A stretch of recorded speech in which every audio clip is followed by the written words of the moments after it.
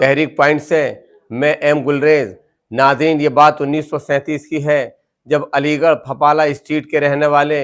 M Bashir نے لاہور میں واقع مسجد شہید گنج کی صفائی کرا کے اس میں نماز ادا کرائی، جس کے بعد انگریز حکومت نے انہیں گرفتار کر لیا، اور ان کی گرفتاری کی خبر جب اخبارات کے ذریعے علی گڑھ پہنچی تو دوسرے ہی دن ان کے والدین اور بڑے بھائی محمد یوسف وغیرہ لاہور پہنچ گئے۔ ناظرین، جب ان کو عدالت میں پیش کیا گیا تو مجسٹریٹ کی ایما پر ان کی والدہ نے ان پر بہت زور ڈالا کہ وہ عدالت سے معافی مانگ لیں، لیکن ان کی قومی غیرت نے معافی پر ماں کی نافرمانی کے الزام کو ترجیح دی۔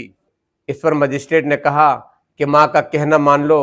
ماں کے پاؤں کے نیچے جنت ہے، کیا آپ کو جنت نہیں چاہیے؟ اس کے بعد ایم بشیر نے یہ جملہ کہا جو کہ تاریخ کے سینے میں ہمیشہ ہمیشہ کے لیے محفوظ ہو گیا ہے کہ جنت بعد میں حاصل کروں گا،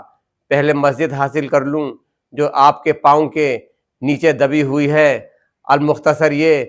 کہ ایم بشیر اللہ کے گھر کی خاطر قید و بند کی مشکلات جھیلنے کے لیے جیل گھر چلے گئے تھے۔ ناظرین، اگر آپ ہمارے تحریک پوائنٹ چینل پر نئے ہیں تو اسے سبسکرائب کریں، شیئر کریں اور ساتھ ہی اپنی قیمتی مشوروں سے ہمیں نوازیں۔